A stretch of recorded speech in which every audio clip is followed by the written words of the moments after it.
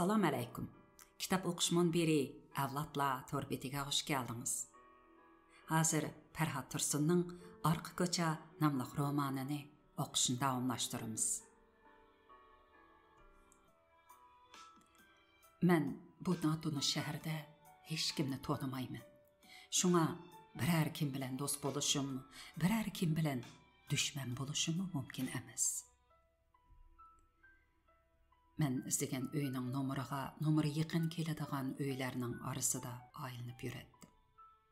Dal men izlagan nomerga bir necha nomer qolgandala, nomeri yo'q yoki nomeri o'chib ketgan uydan bir nechasi uchraydi-da, orqadalla boshqa bir tartibdagi nomer boshlanib ketadi. Yana bir damlik izlashdan keyin qayta yana men izlagan uyning nomeri yaqin keladigan nomerlar uchrashqa boshlaydi. Biroq yana bir damdan keyinla g'oyib bo'ladi. Men o nomerlarni ko'chaning bu beshidan taq nomeri tartibi bo'yicha yana bir beshidan jup nomeri tartibi bo'yicha tizilgan bo'lsa kerak deb faraz qildim. Lekin jup nomer bilan ketayotgan sonlarning orasida birdanla taq nomer uchrab qoladi. Taq nomer bilan ketayotgan sonlarning orasidami birdanla jup nomer uchrab qoladi. Ko'chaning bu qasniqini taq nomer tartibi bo'yicha yana bir qasniqini jup nomer tartibi bo'yicha tizilgan bo'lsa kerak deb faraz qilsam, bu farazimni birdamdila og'dirilib ketadi. Tartibning buzilishining dunyoda odamni eng bearam qiladigan ish ekanligini his qiladi.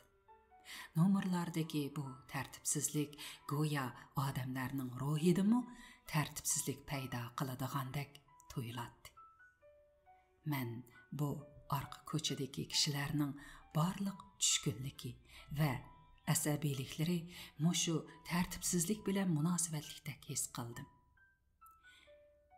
Chunki kishilarni mushu dunyoda bearamlikdan qutuldiradigan birdan bir narsa tartib edi.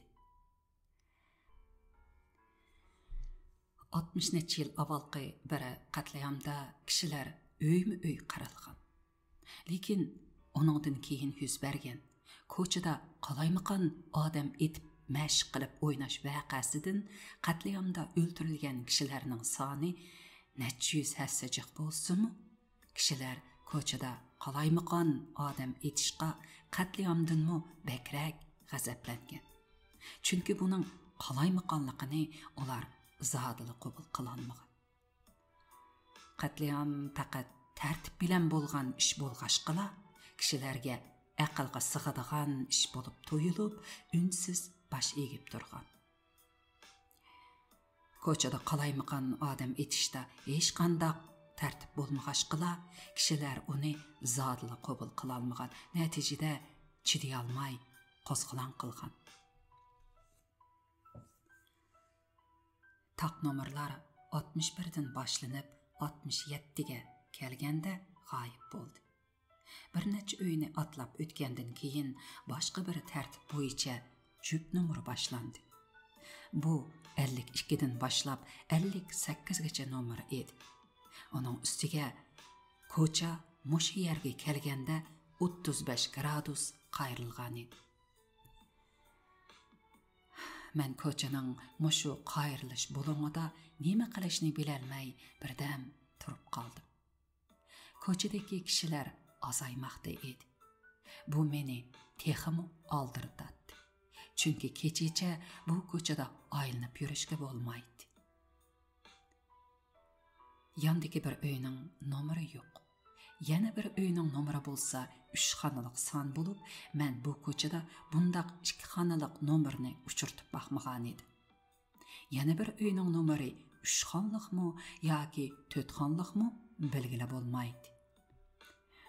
Men oxiri nomeri yo'q va nomeri o'chib ketgan uylarni o'zim qarab kelgan tartib bo'yicha sanab, izlab topmoqchi bo'lgan uyni faraz qilishga majbur bo'ldim.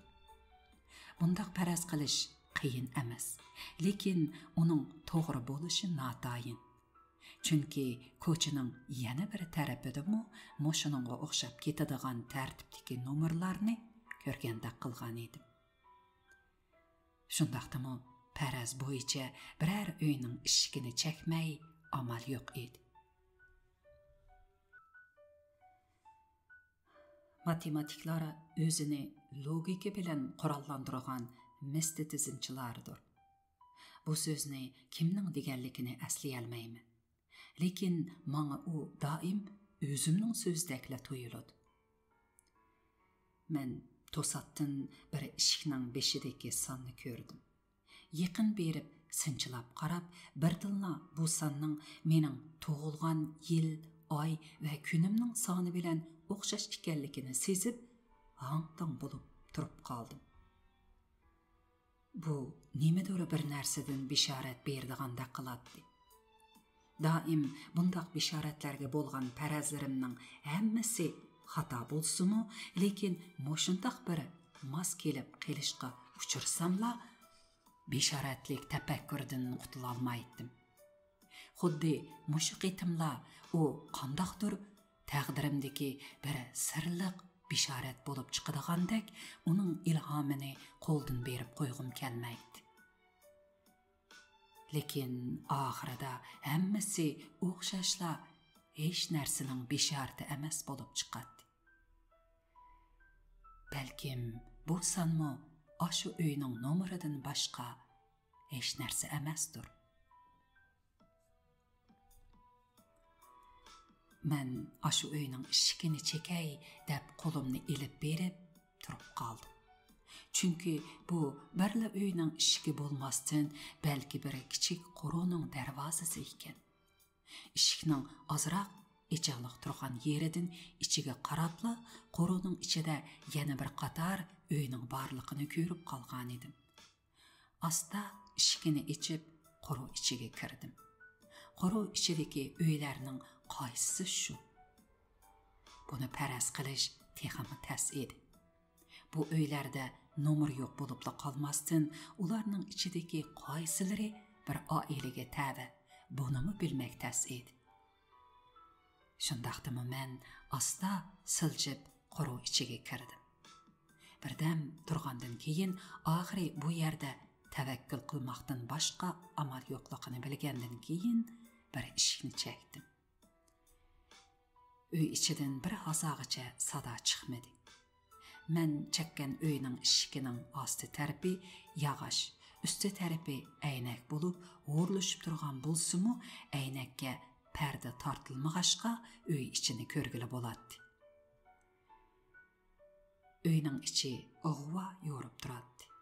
Xuddi bu shaharning engovat ko'chasidagi yo'lning bo'yida turib elib, xiyrador chaqirayotgan pohisha ayollarning nursiz ko'zidek xunuk edi. Men shundan ilgari azaldan notanish ayollarning ko'ziga qarab baqqan emas edi. Nemishqa qarashqa petin olmaydiganligimni bilmaydim. Qo'shnimizning qaramtul qizining ko'zidan boshqa, hatto har qanday odamning ko'ziga diqqat qilib qarab baqqanligimni bilmaydim. Uning ko'zlari bo'lsa, menga xuddi o'z tenimdagi a'zolardek bilinadi. Boshqalarning ko'ziga qaramaslik mening shundan ilgariki ipitim bo'lsa kerak. Biroq ashu qitim cho'ng yo'lda ketib etib, bir ayolning chaqirganligini anglab, hayron qilib to'xtagan edim. Men jupsondan taqsanni yaxshi ko'raman. Shunga yo'l manganda asfalt yo'l ustidagi siziqlardan atlab o'tgunimda yana bir siziqcha qadamimni sanab mang'atdim. Taqsonga duch kelganda hech nimadan hech nima yo'q, xo'shal bo'lib, jupsonga kelganda sababsizla ma'yuslandim. Yo'ldagi siziqlarni sanab, dal bir jupsonga kelganda birov meni chaqirdi. Uni nemishqa meni chaqirdi deb o'ylaganimgami hayronman. Chunki u mening ismimni chaqirmagan edi. Tamamen notanish bu shaharda yo'l bo'yida ketayotsam, birarsining chaqirishini tasavvur qilib baxmagan edim. Uni dəslibida manga doim shavqin ichida anglanadigan xiyoliy ovoz bo'lsa kerak deb qaptiman. Men tunji qitim sarsam bo'lib borgan shaharda meni chaqiradigan va menga ma'lum so'zlarni qiladigan odamlarning mavjudligiga ishonmaydim. U ayol meni chaqirganda ittik o tarafga burilibla nemishqa tunji bo'lib uning ko'ziga qaraganligimni o'zimmi bilmayman. Balkim uning chiroyidagi boshqalar bilan o'xshamaydigan alohida joy ashu xunuk ko'z bo'lgani uchundir. Yoki u ko'zlarning bundoq odatdan tashqari xunukligi menga bakmo g'alati tuyulib, meni hang-tang qoldirgandir. Yoki men insonlar orasida ashundoq normalsiz qaraydiganlarning borligini bilib cho'chib ketgandimi? Yoki men mangu bilmaydigan biror sabab bordir. Ayni chaqda men uningga qarabla turib qolgan edim. Ayolning yuzlarini dog' bosgan bo'lib, qandaqdir uning vujudi ichidagi bir narsa yuzlari orqali sirtqa tepib chiqqandek qiladi. Uning yuzlari maynat va qavat edi. G'uva chiroq nurida uning yuziga surtgan moylari yuzidagi o'rlab chiqqan bo'zrang baz va dog'larni yoshirish rolini o'ynamasdan aksicha texmi oshkorlab turgandek qiladi. Uning kulishlari menga bek g'alati tuyulib ketgan edi. Shuning bilan birdanla uning men bilan qilmoqchi bo'lgan aloqasining men o'ylagandek aloqa bo'lmasdan, balki aqlga sig'maydigan qandaqdir sirliq boshqa bir aloqa ekanligini, uni qandaqdir bir odam bilan yana bir odam o'ttirsidagi aloqa deb qarag'ili bo'lmaydiganligini, buning faqat o'g'ri bilan o'g'irlang'uchi yoki qaroqchi bilan bulang'uchi o'ttirsidagi munosabatdek bir xil g'ayri aqliy va logiksiz munosabat ekanligini his qilib shirkinib ketdim. Men ilgari ayollarni kishiga mehr muhabbat va boshqa inson tashna bo'ladigan nurg'un narsalarni beradi deb o'ylaydim. Bu menda har qandaq eski deb qaraladigan ayollarni yomon ko'rmaydigan, odamdagi g'azab va nafrat tuyg'usi faqat erlar bilan munosabatlik deb o'ylaydigan mijozni shakllantirgan edi. Lekin shu topda oldimda turgan u ayol menga bir narsa ato qiladigandek emas, balki mendan intayin muhim bir narsalarni badalsizla tortib elib, meni dunyodagi eng gadoy va vayrona ahvolga tushirib qo'ydigandek qiladi. Ishikning aynikining o'rlashib ketganligidanmi yoki uydagi chiroqning bakla xunukligidanmi bu uyning ishigini chekkanligimga pushaymon qilib qoldi. Lekin to'li tasda jur'at qilib chekkandan keyin uyning ichidan biror javob chiqqicha saqlab turish kerak edi. Lekin qayta bir necha rat cheksammi, uy ichidan inkos bo'lmadi. Uy ichida 5-6 yoshlardagi bir necha bola yog'ochda qilingan supa ustida o'ynayotgandek qiladi. Tamga esib qo'yilgan mashhur go'zallarning rasmlaridan birining ustunki bir burjiga so'yilib, yerga sangilab qolgan bo'lib, so'yilib ketgan joyning o'rni oppoq bo'lib, tamning boshqa joylaridan bakla ro'shan farqlanib turadi. Eshikni ittirib baqsam, ochiq edi. Shuning bilan men u bolalardan bu uyning egisini so'radim va uning bilan ko'rishmoqchi ekanligimni aytdim. Bolalar to'shikdek ko'zlari bilan menga birdan qarashib qo'yib, o'z o'yinini davomlashtiraverdi. Ularning ba'zilarining balkim tili chiqmagandi deb o'yladim men. Bolalardan ularning ota-onasini chaqirib etishini o'tindim. Lekin ular yanala zuvansız edi. Balalarının aldığa bir döve kiyim keçek dövlep koyulgandek yoki bir boqchima qo'yib qo'yilgandek qiladi. Ular aşu döve etrafida o'ynayotadi. Birdanla aşu döve ichidin bir semiz ayol ko'tarildi. Aslida u kiyim keçek dövisi yoki boqchima bo'lmasdan, balki aşu ayolning supi ustida yotgan gavdasi ekan. Ayolning qo'rsqi bek cho'ng bo'lg'ashqa, u yotganda uning badanining boshqa yerini to'sib elib, ashundaq kiyim keçek dövisi yoki boqchimidek ko'ringan ekan. Ayolning semizligiga qarabla, bayotindan beri nemishqa ishikni shuncha chaksammu inkas qaytarmaganligini faraz qildim. Mağız göçleri sangılap turgan bu ayalını körüp salam qildim. Lekin u salımımның o'rniga meni tillapla tushdi va men o'ylab baxmagan tezlikda supudan tushib, putiga oyoqmi kiymasdan etilib kelib, mening yoqamdan oldi.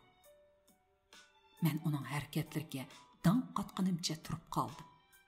Uning atrofiga sürme sürülgeşke bekli yoğan hem çoğunqur bilinadigan ko'zlari manga tegi yo'q hangdek tikildi. U mening nima odamligimni so'radi-yu, lekin mening javobimni kutmasdanla o'zi javob berdi. Uning aytishicha, men bir bulangchi ekanman. Uning uyiga mushundoq odam izlagan bo'lib kelib, bolalarini kunda qo'rqitib etib beribdiman. U mening bundaq qilishdagi maqsadimning nimaligini so'rdi-yu, lekin menga javob berishga fursat bermayla, yana o'zi mening maqsadimning odam o'ldirish ekanligini aytdi. U ashundaq savol so'rab va savolga o'zi javob berib, bir haza so'zladi. Satkaplar bilan meni tilladi. U yoqamdan bek ching tutib olg'ashqa bo'shinolmadim.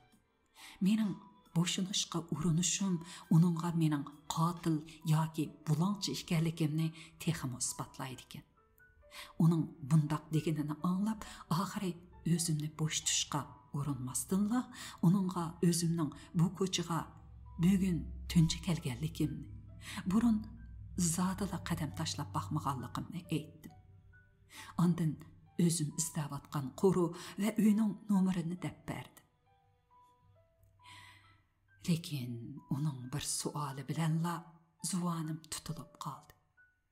U men izlayotgan uyda kimning o'ltirdiganligini so'radi.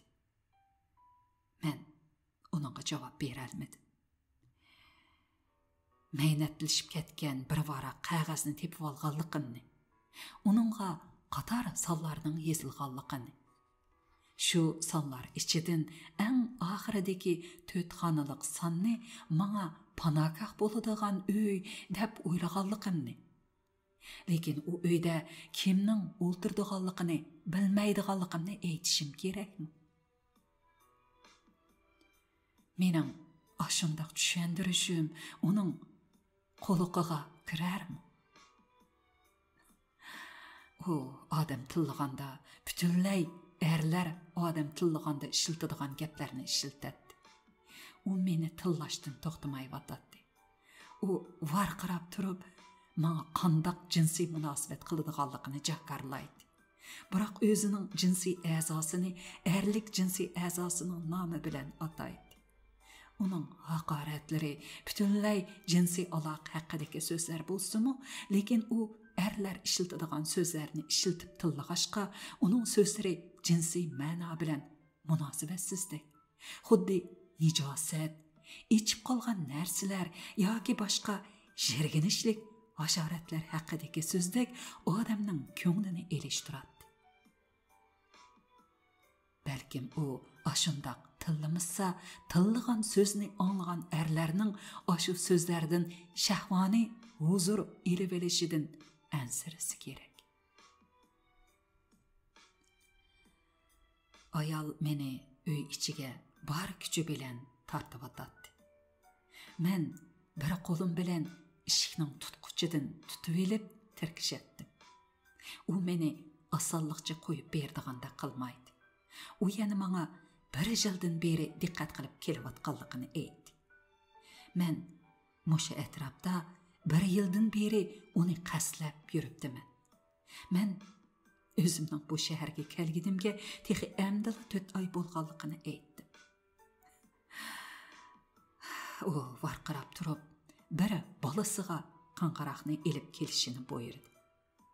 Bayatın tilsizdek turgan u balalardan biri çakmaq tezlikdə qayaqdındır bir qanqaraqni tepib elib keldi de ayalның qoluğa tutquzub qoydu. Ayal onun bilen mening ishikning tutquchidan ching tutib olgan qo'limni chanab ishikdan ajirtib ondan meni uy ichiga so'rab kirmoqchida qiladi. Biz bir muncha tartishsaqmi uy ichidan biror er kishi chiqmadi. Eğer onun eri bar bulup kalsa qandaq qılğılıq. Men onun varqıraşlarıdan xulum xoşları yugurib çıqıdı deb o'ylagan edim. Lekin birərsimi beşini chiqirib qo'yay demedi.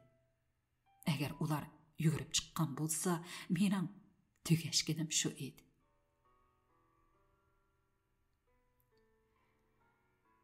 Ayal qanqaraqni çapmaqçı bolup kötürüşüge men derhal onun qoludan tutub aldım. Telveleşken ayalının semiz bilekleri alqınım içide milaqlap, qollarım xuddi özü ölüp qalğan ve su boyuğa leylep çıqıp sesik buraq tarqıtışqa başlagan yoğan belekni tutub alğandek bir xil tuyğuda. Onu çing tutuşni xalamaybatqandek his qiladi. Şundaqdımı onu çing tutup özümni qoqtashqa mecbur edim.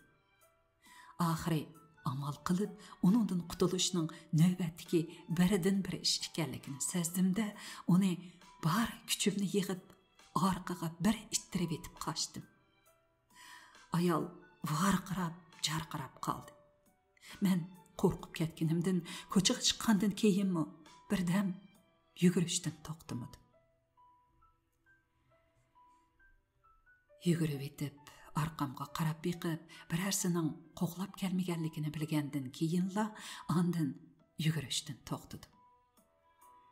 Ayalning semiz va dixmaq qo'llari ching siqqan yaqamga xuddi uning qo'li helimi ashu yerni qamallab tutib turganmidi degandek qarab qo'yib, hozirg'inimcha bir qo'limni tomga tirab birdan turib oldi. Arqamda hech kim ko'rinmaydi. Qattiq harg'anligimni his qildim. Tamga birdan yo'linib o'ltirib olg'im keldi. Lekin petin olmadim. Shu chaqda olqinimni terab turgan joyga qarab edim, bir e'lon chaplangan joy ekan. E'lon chaplag'uvchilar boshqalarning yirtib elib etishidan ansirgan bo'lsa kerak, tamdan so'yg'ili bo'lmaydigan nihoyatda nepiz qog'ozga bosgan edi. Uni so'yib chiqaraman desangiz, bak nepiz bo'lg'ashqa, tutgan yeringizdan faqat yingnining qo'liqchilikla yer yirtilib chiqadi. Hammani butunlay so'yib bo'lishqa nihoyatda uzoq vaqt ketadi. Qog'oz yuzining nihoyatda ko'p tatılashtirilganligi chiqib turadi. U shuncha tatılashtirilibmi, yo'q qilib etilmagan bo'lib, xatlarini yanada ochiq o'qig'ili bo'ladi. Qog'ozning tatilanish yo'nalishidan tatilg'uchining qattiq g'azablanganligini sezib olg'ili bo'ladi. U nihoyat talvilarcha xudini yo'qotgan holda tatilgan bo'lishi mumkin. Bu xil xatlari batning loyilanish bilan selishtirganda bakli cho'ng bo'lgan e'lonning hammala xati qara xat bo'lib, uningdagi so'zlarning hammasi muhim hisoblanib, har bir so'z alohida ko'rsatilgandek qiladi. E'lon butunlay jinsiy kasalliklarning ismlari va jinsiy ojizliklarning har xil ifodalarini tasvirlash bilan to'lgan edi. Siblis, ushluq yo'l so'gal, sperma baldiri ketish. Ba'zi bolalar bu so'zlardan qattiq hayajonlangan bo'lsa kerak.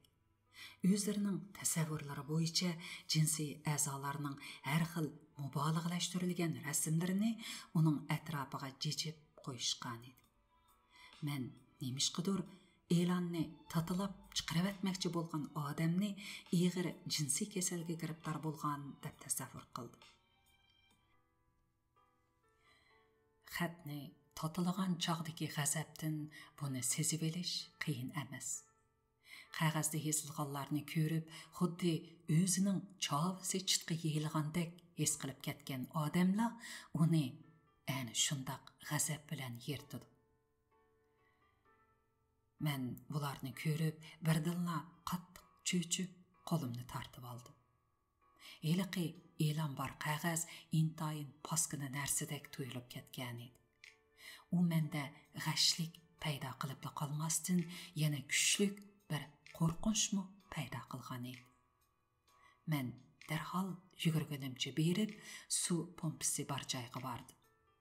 U yerdan suv tortib chiqarib, qo'limni qayta toki butunlay pokiz bo'ldi deb ishongacha yuymoqchi bo'ldim.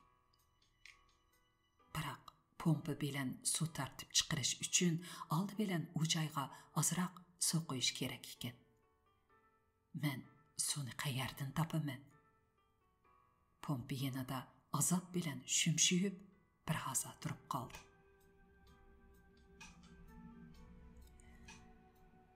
Boshqalarning xato yezib qo'ygan so'zlarimi menda ajoyib tasavvurlarni paydo qiladi. Shunga kishilarning so'zlarini davomli xato yezib, mening ulardan sirliq bishoratlarni his qilishimga biror narsa qoldirishini umid qilardim. Seblisni davolaymiz degan so'zni iblisni davolaymiz deb yezib qo'yibdi. Iblisni qandoq davolaydigandi? Agar iblisni davolab saqaysa, u salomat bo'lib, badani kuchlanib, kishilarni to'ydirmay, texmi yomon yo'llarga boshlaydi. Agar uning yomon ekanligini bir xil kasal deb o'ylab saqaytmoqchi bo'lsa, demak iblis saqayib, endi kishilarni ozdirmas bo'ladi. Lekin iblisni Tangri qiyomat qoyim bo'lguncha odam avlodini ozdirdigan qilib yer yuziga tushirib etgan. Undaqda qiyomat qoyim bo'lguncha ozdirish degan bishoratga xilof bo'ladi. Men kichik chog'larimda chashqon do'risi og'rib qolgan chashqonlarni davolaydigan do'ri bo'lsa kerak deb o'ylab qolgan ekanman. Keyin uqsam, chashqonni o'ltirdigan do'ra chashqon do'risi deyiladi ekan. Men bu notanish shaharda hech kimni tonimayman. Shunga biror kim bilan do'st bo'lishim, biror kim bilan dushman bo'lishim mumkin emas.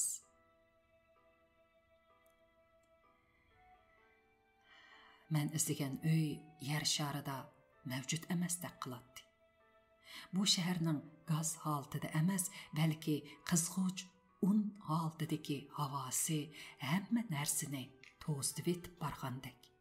Mening eliqi tartmam bor bino, eliqi sonlar yozilgan qog'ozni tashlab qo'ygan odam, butun shaharning telefon nomeri xotirlangan kitob, qo'shnimizning qaramtul qizining tug'ilgan kuni.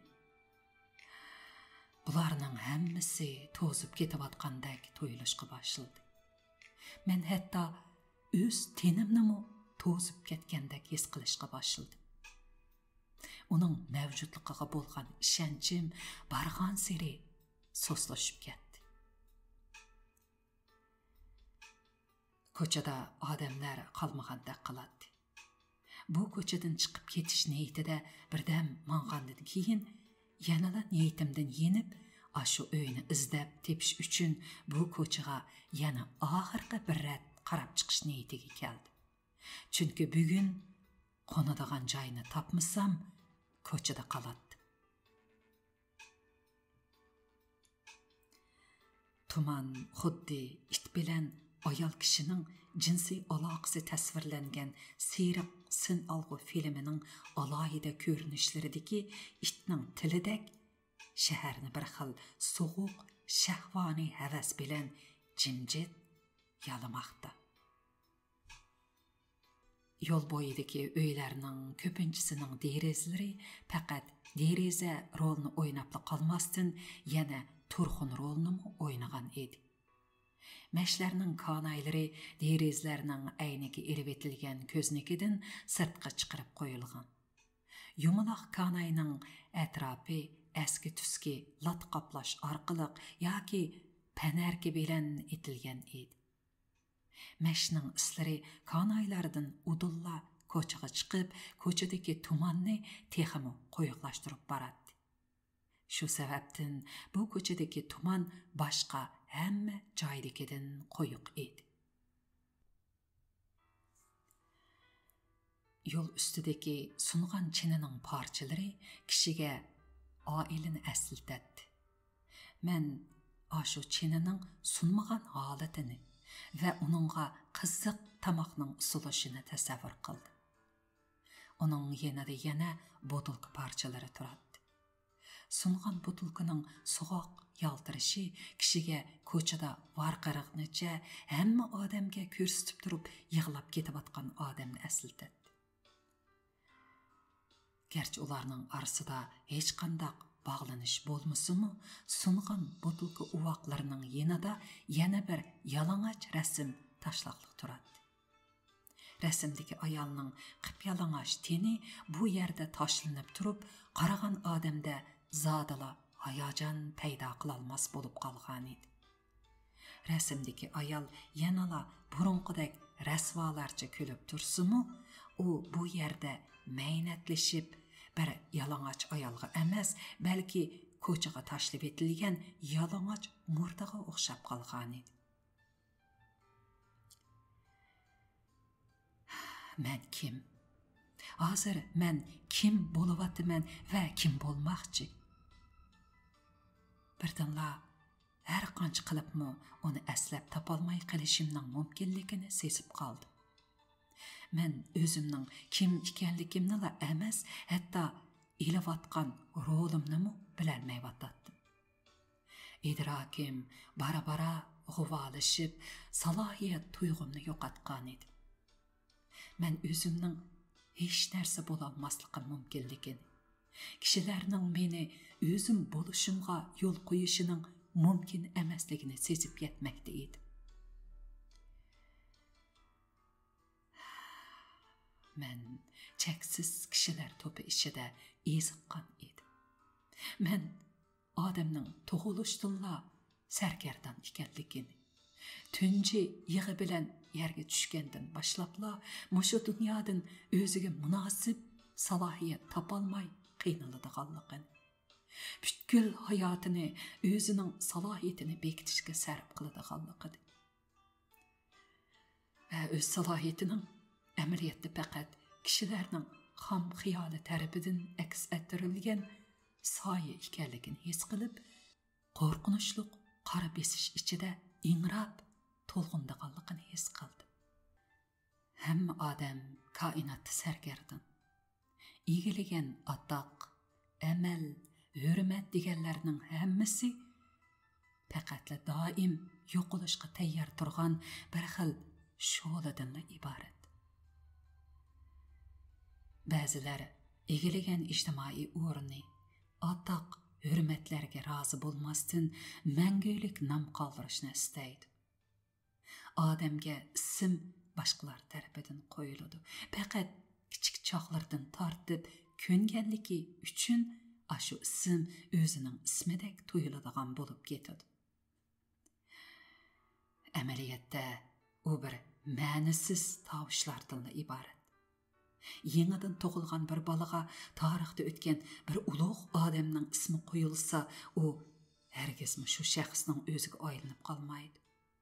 Balki bu dunyoda necha ming yillar ilgari olamdan o'tgan odamlarning ismini boshqalarning xiyollari, boshqalarning tovushlari sistemasi, boshqalarning son, sepir va buyruqlari bilan to'lgan tenida ko'tarib yuradi.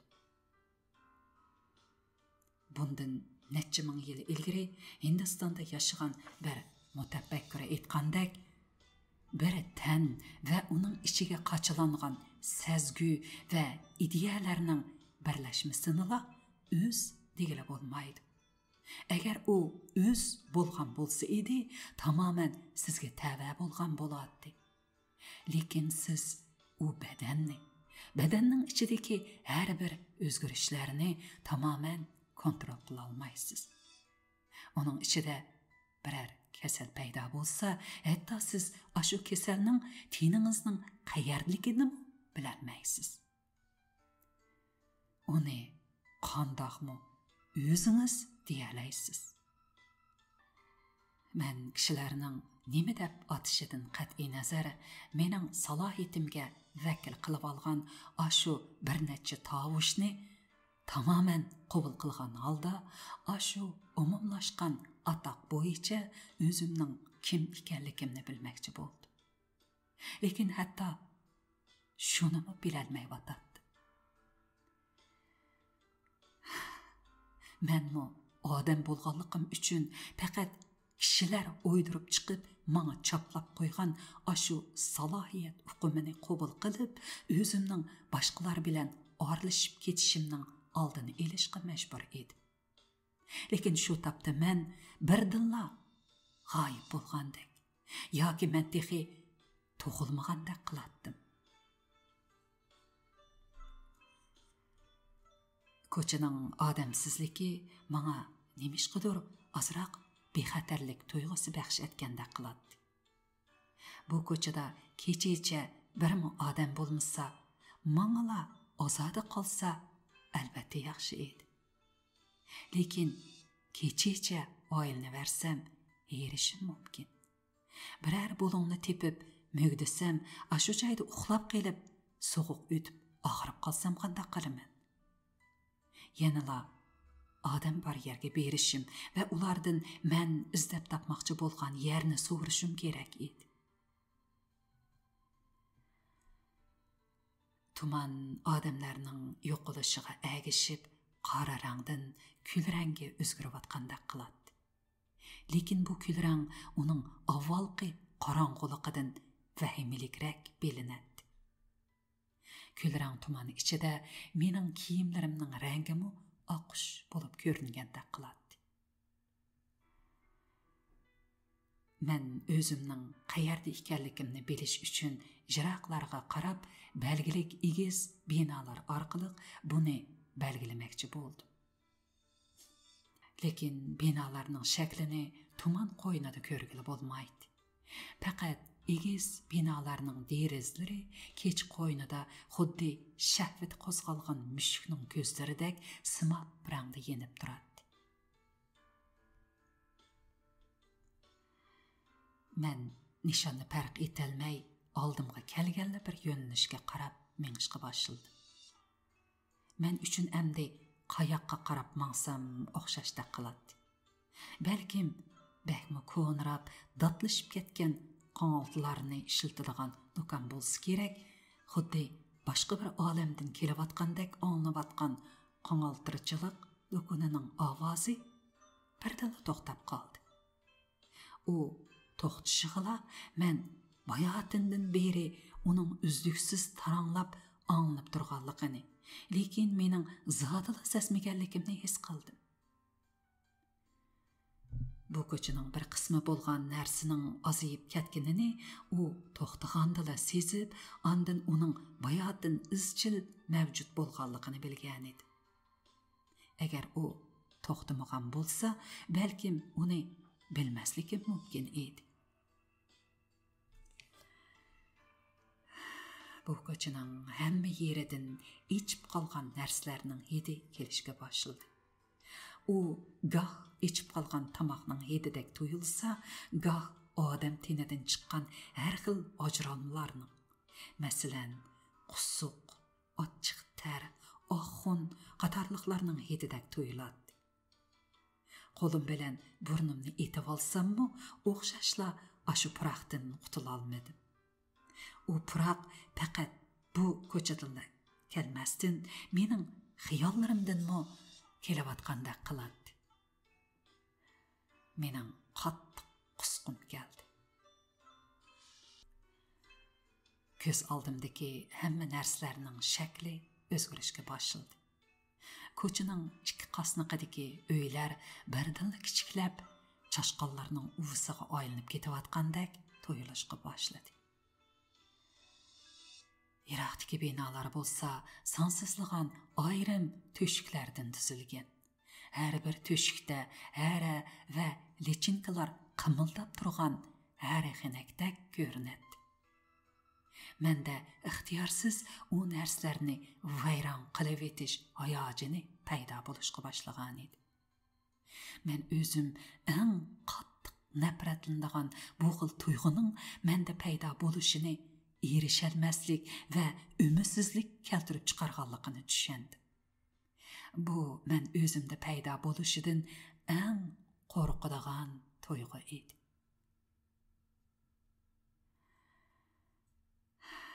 Derizlari xuddi ko'ngli ilishib, bearam bo'layotgan odamning ko'zlaridek pilildaydi.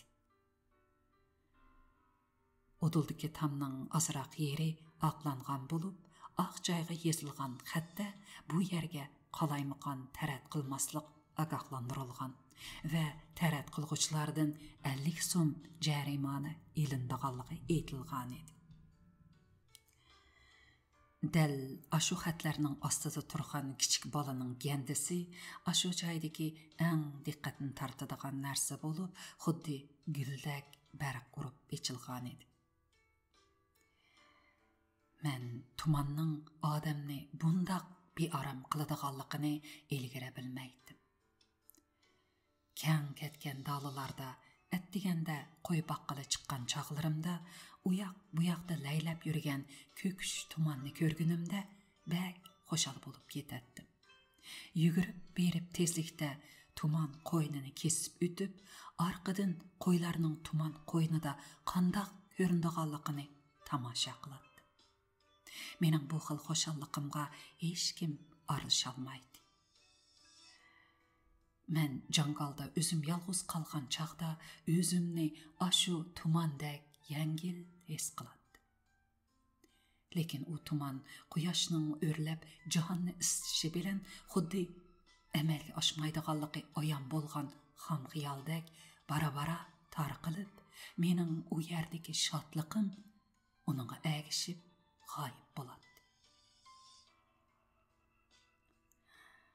Quyoshning jondan o'tadigan issiqi menga til, dashnam va yerib charchash bilan o'tadigan bir yangi kunning boshlanganligidan bishorat edi.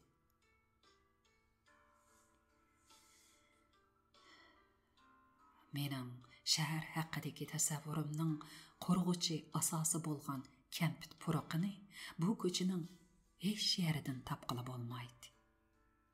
Men ilgari ashu puroqsiz zodila shaharni tasavvur qila olmaydim.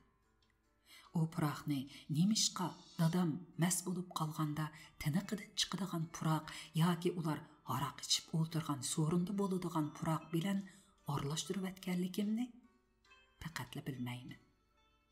Balalik chog'larimdagi tumanға bo'lgan bu xil hayajonliq talpinish bilan keyingi chog'lardagi cho'ng shaharga bo'lgan talpinish orasida ma'lum munosabat bor bo'lishi mumkin.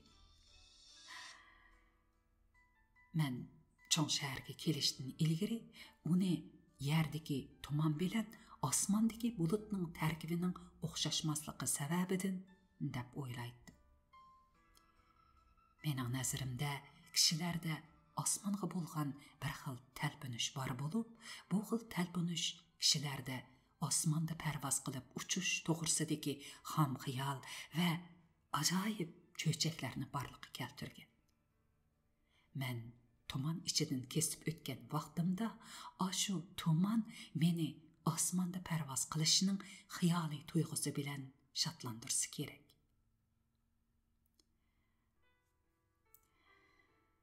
Lekin cho'ng shaharda bu xil tumanning doim yer yuzida yurganligi sababidan uni osmon va bulutlar bilan bog'lab tasavvur qilish qiyin bo'lg'achqa kishilar uningdan bezor bo'lsa kerak.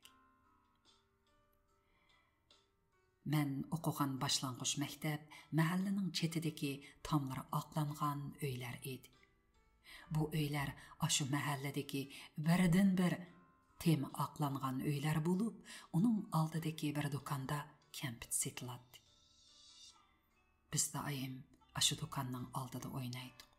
Dokanğa ba'zida kirib, u yerdagi kempitning puraqini puravelib chiqadi.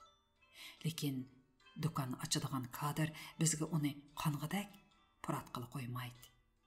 Biz kirib turishimizga bizni sirtda o'ynash deb qo'qlab chiqaradi. Biz gerçi u yerdan kempit setib ololmasaqmi, bizni ixtiyorsiz bir xil qarshi turish qiyin bo'lgan kuch bilan yeniga tortib turadi. U yer bizga bakli muqaddas va sirliq tuyuladi. Daim uning atrofidan neri ketolmaydik.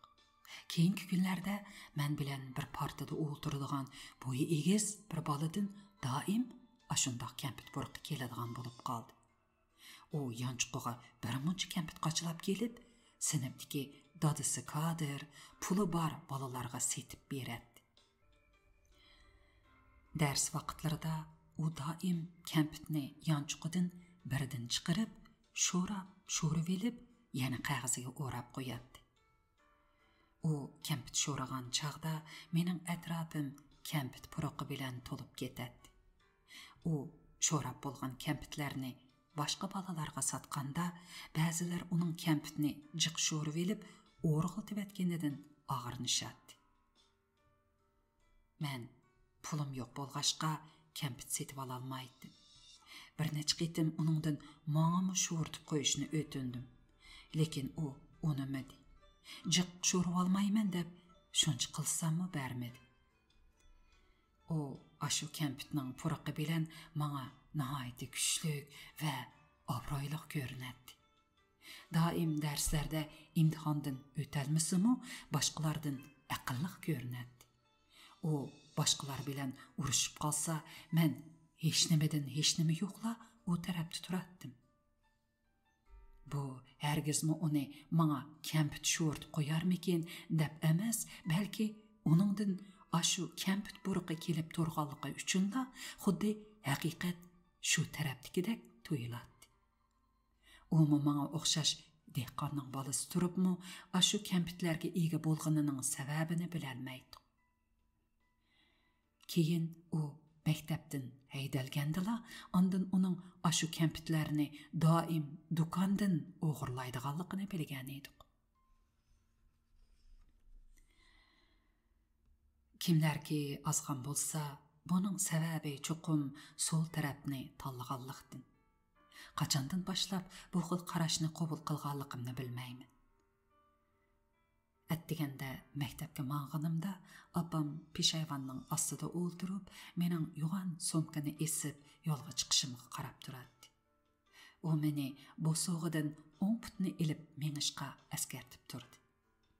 Lekin men uni nima deydikin deb qasdan sol putimni ilib mang'an edim. Albatta bu qasdanlik uni xafa qilish uchun emas, balki uning ajoyib gaplarini texmi ko'p anlash uchun edi. Lekin hammam hech nima demasdan yo'g'on cheqir ko'zlarini ichib qarab qoldi. Uning ashu turgan holatini uning qiyofatida azaldan bayqab baxmagan edi. Men bo'sog'idan sol putimni avval elib o'tdim.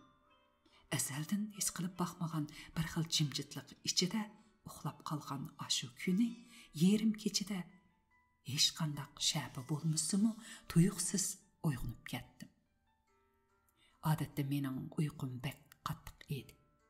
Atdiganda o'rnimdan baldiroq turishga to'g'ri kelib qolsa, uyg'onib bo'libmi, xeyli bir hasagacha ko'zimni ocholmay qiynaladi.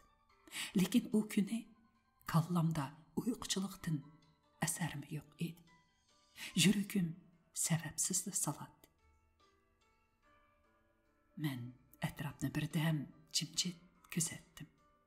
Uy ichida hech qanday shab yo'q edi. Qorong'ulik qo'ynida udul tarafimda bir gavda qimir qilmay turadi. Uningdan sesigan jarohatda bo'ladigan bir xil puroq kelayotgandek qiladi. Bu puroq dastlabda sus edi. Keyin bara küçüyüşke başladı. Men o puraq içidin yani kempis satıdığan dokanda boluduğan puraq bilen açıq tərinin puraqını his qıldı. Onun qımırlamay turuşu, onundan kelib atqan puraqni teximi küçeytib etib barğandaq qılatdı. Bir demdin keyin saranginin şaraqşıgan avazı anlanıb, yaltıda ot yıqıldı. Ot titrep tamakının uçuğa udollanmasdan birdemdila öçüp qaldı. Ot təvrəb turğaşqa yoruqida men udulumdagi odamning yuzini nayda g'uva ko'rgandek bo'ldi. U dadamdek qiladi. Saranga qayta yo'ritildi. Uning qo'lidagi o't yanala tinimsiz titraydi. O'tning yoruqidagi gavdimi uningga agishib titragandek ko'rinadi. Bu qitim dadamning yuzini aniq ko'rdim. U saranga uchib qalay degandila, andin aran tamakisini tutashtirib oldi-da, qattiq bir tortib uzoq tindi. Uning ig'ir birni tinib bilishi bilan qip-qizil tamaka cho'g'ining tinimsiz titrishimi to'xtab qoldi. Dadam mening uyg'onganligimni ko'rib, meni o'rnimdan turishga buyurdi. Men o'rnimdan turdim. U asta kelib, mening karvatimning ustidagi taqchaga qo'yilgan jinchiroqni yoqdi. Chiroq yo'riqida mening karvatimni yo'tkadi. Andin karavatning ostini ko'lashga boshladi. Men uning harakatlariga o'rnimda qimirlamasdan qarab turdim. Dadam talvilarcha kuchab yerni ko'laydi. Men uning nima qilmoqchi bo'lganligini tushunmaydim, lekin xuddi tushungandekla so'ramadim. Balkim uni bilishga petin olmagandimi? Jinchiroq yo'riqida uning osma maykalari, yapolmagan mo'rilari tarlab yaltiraydi. U yerdagi ter ko'paygan seri uning tenidan kelib atgan jarohat va jirim puraqi kuchayib uyning ichiga liq to'lmoqda edi. U to'xtamay pushildaydi. Bu pushildashdan uning nafas yo'llarining yaxshi emasligi chiqib turadi. Shu tapda uning tumshuqining nafas yo'llarida bo'ladigan yolliq puraqi tarqalib atganligini faraz qiladi. U un-tunsiz ko'laydi. Ko'lashni tamomlab bo'lguncha birdammi to'xtab tiniq ilib olay demedi. Uning harakatlarining unsizligi kishida g'alati tuyg'u paydo qiladi. Lekin men uning qanday bir xil tuyg'u ekanligini bilmaydim. Men uning bundaq to'xtamay kuchini ishlashidan aslida uning tenidagi qo'rqinchli hayotiy kuchni his qilishim kerak edi. Lekin men shu tapda uning vujudidan kasal va o'limni his qilib atadim. Bularning hammasi mendagi xato tuyg'u edi. Chunki u shundan keyinmi mening nazarimda xeyli uzoq ömür ko'rdi. Nurg'un yillar xuddi yer ostida paydo bo'lib qolgan g'alati jonliqdek jimjit yashab, oxiri jigar roki kesli bilan o'ldi. Men uning qilayotgan ishlariga qarab turaverishga bardoshlik bera olmadim. Lekin uning ishlariga qarab turmaslikqa amalim yo'qdek ko'zimni uzatmaydi. Men ham qattiq sagaklashib ketyapti. Lekin u sagaklashgan siri hech nimani tushunolmaydi. Men oxiri nazarimni dadamdan yo'tkab tomga qarab turdim. Lekin jinchiroqning yo'riqida uning soyisining qo'rqinchli turida har xil shakllarga kirishi meni texmi bearam qiladi. Men ilgari qarang'uliqni hammadan qo'rqinchli deb o'ylaydi. Endi bo'lsa his qildimki, qo'rqinchligi qarang'uliq emas, balki jinchiroq yo'riqi va jinchiroq yo'riqida tamda paydo bo'lgan ko'langilarning harakati menda paydo qilgan xilma-xil tasavvurlar edi. Onun kölengisi tushib, har xil shakllarni paydo qilayotgan tamda enikining ostida menga bor bir odamning butunlay issiq rang bilan sizilib, nurona tus berilgan bosh surati bor edi. Men u odamning beshining nemishqa shu qadar cho'ng ekanligini tushunmaydim. Dunyoda beshi bizning mushu butun bir tam bilan tang keladigan odamning borligiga ishongim kelmaydi. Ashu kuni dadamning gavdasi jinchiroqqa yaqinroq kelsila, tamdagi soyisi yo'g'inab ketadi. Bir qitim dadamning beshining tushirgan soyisi hatto ashu odamning kallasi bilan tanglashib qoldi. Men shundala rasmdagi ifodalangan narsaning cho'ngligi bilan aslidagi reallikdagi narsaning cho'ngligining o'xshamaydiganligini g'uva his qilgandek bo'lgan edi. Dadamning gavdasi tamdagi u g'oyat zo'r rasmni to'liq to'sib olsa-mu, u yanala ko'zdan yutmaydi. Uning ko'zlari odam qayoqqa o'tib qarasa, shu tarafga qarayotganda ko'rinadigan qilib sizilgan bo'lib, u ashu kuni izchil mendan ko'zni uzmay qarab turgan edi. Havo shu qadar tinchiq. Havoda dadamning va mening tiniqimdan boshqa hech qanday qimirlash yo'q. Butun dunyo odamsiz. Bütün dünyada dadam, men ve tamdaki rasm qalgan. Öyden qaşqan acam bilen akam xuddi azaldanla mavjud emasdek. Dünya şu qadar avazsiz. Men bir hava iqimining urilib kelib, jinchiroqni o'chirib tashlashini shuncha uzoq kutdim, lekin hech nima yo'q. O yerni ko'lab bo'lgandan keyin meni yetilab yandagi uyga chiqdi. Uyning o'tirisida karavatning kirligiga o'ralgan bir narsa turadi. Dadam menga uni birga ko'tarishga buyurdi. Mening kichikkina tenimda uning biri yenidan tutib ko'targidek kuch yo'q edi.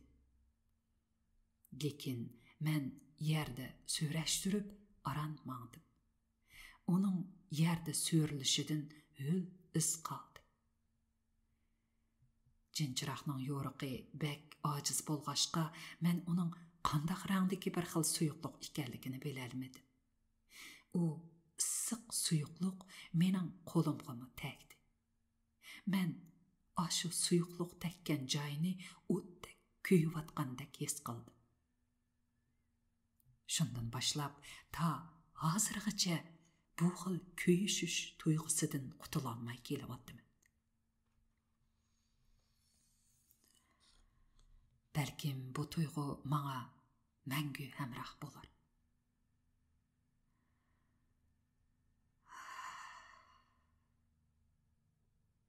Ba'zida bir mahal to'xtamay qo'l yuydigan bo'lib qoladi. Qo'lim pokiz bo'lsa-mu yoki yuyishning hech qanday hojati bo'lmasa-mu, ixtiyorsiz to'xtamay qo'limni yuyishdan o'zimni to'xtatolmaydi. Ba'zilar buni bir xil kasallik deyishib, meni doktorga ko'rinib beqishga undadi. Lekin men rad qildim. Chunki nemishqa to'xtamay qo'limni yuydiganligimning sababini bilardim.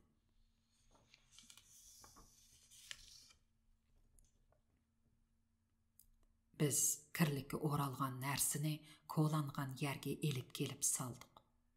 Uning o'rakka guppida tushgan ovozi ta hozirgacha mening tushlarimga orqa ko'rinish bo'lishdan to'xtab qolgani yo'q. Dadam qo'lab chiqarilgan to'pilarni o'rniga tindirib, uni ko'mdi. Jinchiroq qayoqdandir urilayotgan shamolda dam lapildab tamg'a tushgan soyini chalg'itib etadi. Biror yoqdan shamol kiravatganda qilmaydi. Balkim bu qadar tinchiq havoda zodala shamol yo'qdir.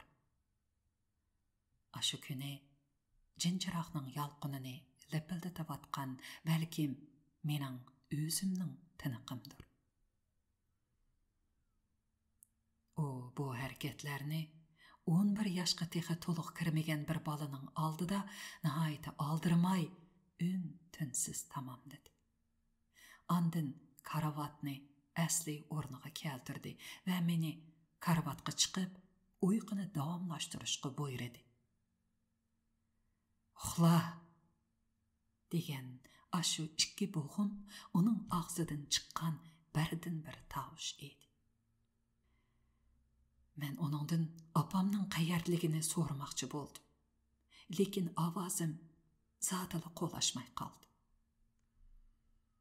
Shunda men o'zimning to'xtamay titrayotganligimni bildim. O'rnimda qimir qilmay turganligimga qarab, dadam menga savol nazarda qaradi. Men tasda bar ovozim bilan onundan apamning nadaligini so'radim. Bara ovozimni ishiltib so'ragan bo'lsam-mu, lekin ovozim pichirlagandek bo'sh chiqqan edi. U gap qilmay chiqib ketdi. Men karavatga o'zimni tashlab birdam yig'lamoqchi bo'ldim. Biroq bo'g'izim shuncha qattiq chinqilib og'rib ketyapsam, zotila yig'lay olmadim. U yoqdagi uydan dadamning shipirlagan ovozi, keyin karavatga o'zini tashlagan ovozi anglanib, jimib qoldi. Dadam shu peti menga javob bermedi. Bu uning mangu javob bermaydiganligini bildiradi.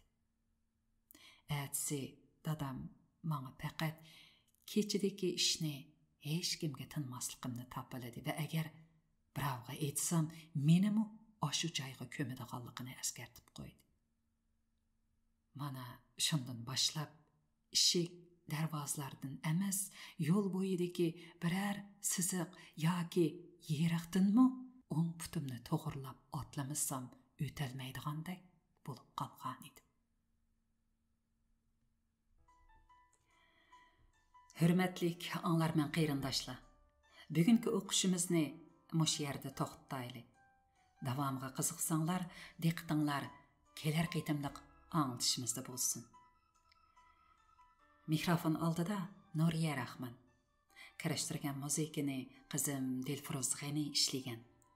2023-yili oktyabr janvada unga elindi. Xayr xo'sh, omon bo'laylik.